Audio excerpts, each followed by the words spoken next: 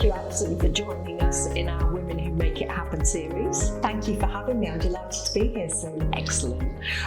Perhaps you can give the audience a bit of a background in terms of your career to date.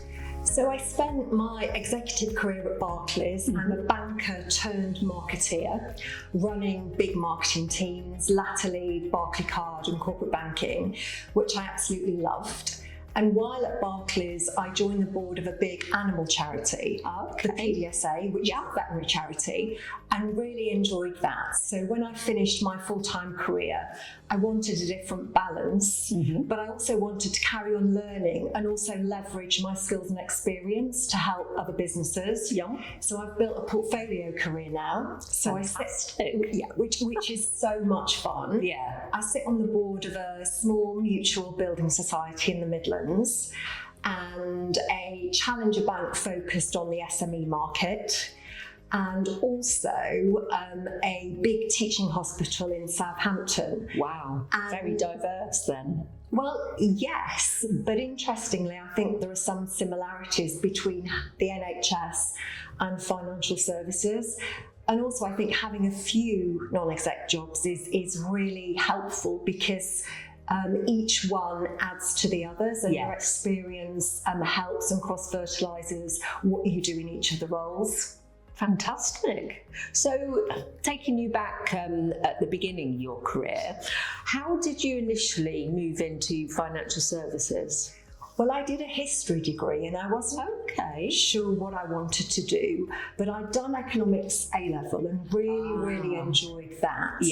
And I wanted some structure and I wanted an ability to kind of have some variety because I wasn't sure 100% quite what role I wanted to do. So I joined the graduate scheme at Barclays. Oh, that's good. And was lucky enough to work in all of the different divisions across my career. So although I stayed with one business, I did lots and lots of different roles. And worked in lots of customer markets. So I never regretted joining the graduate scheme at Barclays and had a really good career through it. Fantastic. Was there a point during that career that you wanted to move into leadership? So I think it was an interesting journey for me because, as I said, I'm a banker turned marketeer. And I was working for a fabulous leader who'd come from the army. He'd run a tank regiment. And I was his chief of staff in the corporate bank. And I really enjoyed what I did, but I also was attracted to what was happening in the marketing field and also seeing how people could encourage people and bring more creativity and customer centricity into financial services. And so I decided at that point to build a marketing leadership career. Wow, so you completely pivoted. I completely pivoted my career and went, almost took 2 steps backwards in order to pursue that career direction. So conscious choice for yourself. And then were there any people along the way that helped you move to that next level? Or and I think that is really interesting around that journey. So I wouldn't have been able to do it without the people who helped me to do that, both the gentleman who was running the corporate bank and also a fabulous marketer who ran all of the retail marketing for Barclays.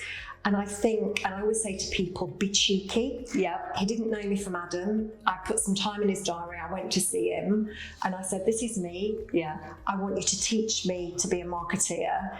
And he fortunately had a good sense of humour. He liked the cheekiness of me asking him, and he really supported my switch of direction and helped me. I did my marketing exams at the same time when I was working for him, and it was phenomenal for me in terms of being able to do that.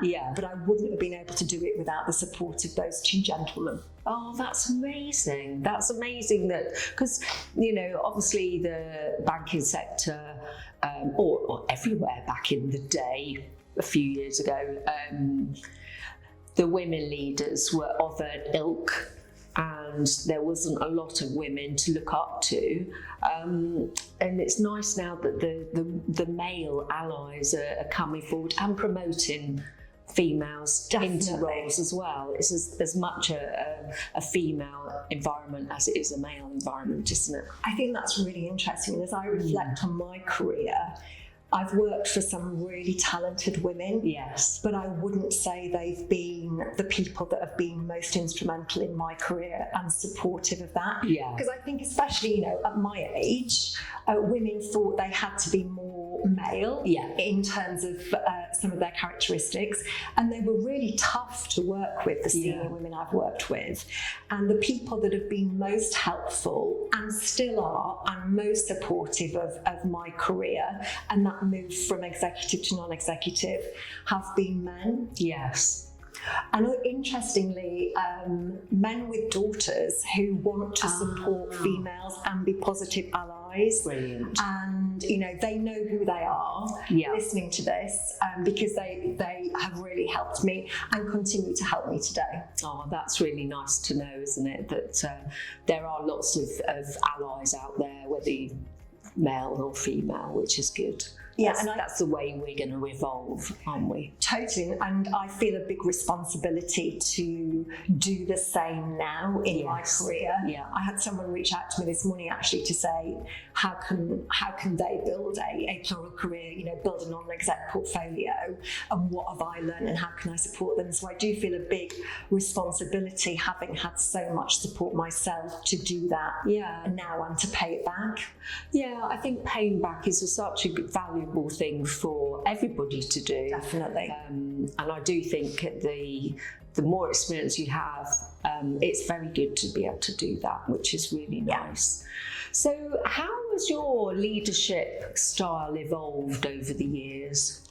I think it's really interesting how you make mistakes and learn from those mistakes from a people leadership perspective.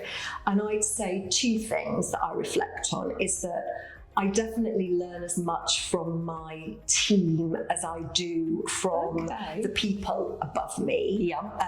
Because I've always been, as a banker to marketeer, I wasn't the best marketeer at Barclays, but I understood the business, how we made money, what our customers wanted, and I brought in some amazing, creative young talent. Yes. And my job was to provide air cover for them and to get out of the way and enable them to be fantastic. And also to ask them what they wanted from me. So I think your leadership style has to be adaptable. Yes, because absolutely. different people want different things. And so understanding each individual and still learning from them today. So at my building society board next week, I've got the gentleman who used to run social media for me at Barclays coming to do a presentation to the board. Brilliant. Because he's got a phenomenal job now at Lloyds. He understands, what's happening in the current climate. We're all out of the cut and thrust of executive careers. So, inviting him in to teach us, to listen to what he's learned and what he's doing is really important. So I think for me, the two big things are getting out of the way of your team and bringing in some phenomenal talent. And understanding and adapting to what they need. Absolutely. That's really nice that you listen to those individuals and adapt your style.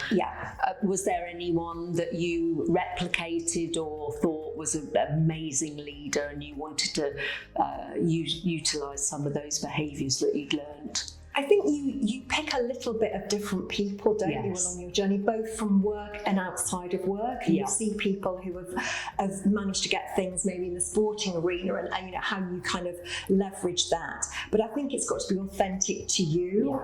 As I said, that definitely the greatest leader I've ever worked with was someone who learnt his skills in the army. And that wouldn't have been authentic for me to adopt those skills, but he was really clear around setting a direction and painting a picture and telling the story. And as a marketeer, telling the story and the narrative and getting people to believe that is really important. So I think I've picked things from different people and tried to make it my own. Yes, absolutely. And how have you, along through the years of your working, seen the diversity move and adapted to that? It's interesting, isn't it? Because financial services is probably one of the slower sectors to actually embrace some elements of diversity. And it's been very different across my career. Yeah. I think for me, the things that I've seen are customer centricity has become more and more important in financial services, especially things like the consumer duty and how we really put the customer at the centre. And also as a marketeer, we were a second-class citizen when I originally started in that field. But I think marketing's become more important, more valuable. Certainly on the boards I sit on now, the voice of the customer and the voice of marketing is more and more important and more central. And I think that that's fantastic. Yeah. And also I think that diversity of thought. So when I'm talking to other board members, it's very much around what different skills do you bring around the table, as opposed to traditionally you would have boards made up of risk professionals and accountants and everyone looked the same. Yes, absolutely. But now people want a different perspective. So to all the marketeers out there, I would say it's a really good opportunity to leverage your skills at the right time and move into a non-exec career, because we need more people with my experience around the table. Yeah, because you are right. The NED world has got lots of people from risk or from audit or business leaders or CEOs, but not so much from marketing backgrounds. So that's interesting that you've built and carved out this career for yourself. And now I almost kind of trailblaze that to some extent in kind of my small way. So how can I encourage more people to do that? Which is part of the reason why I'm here today, because I want people to think about how maybe they've got different skills and don't think that they could do what I've done. But actually, I think more than ever, we need diversity of thought around the board table. Definitely. I think we've had that diversity in gender and excuse me, I've forgotten the word. Ethnicity. We've had that diversity of gender and ethnicity, and now we need definitely more thought. Yeah, thought. It would be good to have around the table. So, in relation to where you are now, if you think back to when you were younger, what would you give to a younger you to say, not necessarily to take you on the journey where you are, but to have those takeaways so that you can get to where you are quicker or more? Yeah. So to my younger self, I'd say, number one, you can wear that bikini, because I wish I'd have done more of that when I was younger. I love that. Secondly, I think you've got to be resilient and you've got to be a little bit cheeky. So I think my biggest lesson is, what have you got to lose? Yes. So to go from an exec career to a non-exec career, you've got to phone people you haven't spoken to in 20 years. You've got to be cheeky. You've got to be prepared for lots and lots of rejection before you get the job. And it's not personal, but you've got nothing to lose, because actually 9 times out of 10 people have been really helpful, really supportive, and have really helped my journey. So be prepared for a little bit of rejection, but you've got nothing to lose. So to my younger self, I'd say be brave and bold. Do it, try it, and if it doesn't work, then great, you've learned from it. So just make sure you've done it. So regrets, you only regret things that you haven't done and you haven't tried, and everything is a learning experience. Absolutely. Any additional takeaways for the younger female that wants to move into a leadership role? So I think invite people in on your journey. And don't be afraid to ask people for help, both your peers, both your leaders, and also people outside the industry. Because I think that the youngsters today, and I've got 3 nieces who are all at the stage thinking about what their careers are going to be, and I think they need to invite help and support. And careers are going to be very different. No one's going to work for 30 years at one organisation like I did. So they're going to have to be resilient and adaptable comfortable and build a really strong network to help that journey, Yeah. because you can't do it on your own. No. Some people will say no, and that's fine, but most people will want to help, because there's nothing more fulfilling than seeing someone you've supported flourish. Absolutely, absolutely. I love that. That's a really good takeaway and advice for people looking at moving into the leadership. Thank you very much for your time, Alison. Thank you ever so much. It's been a pleasure. Thank you.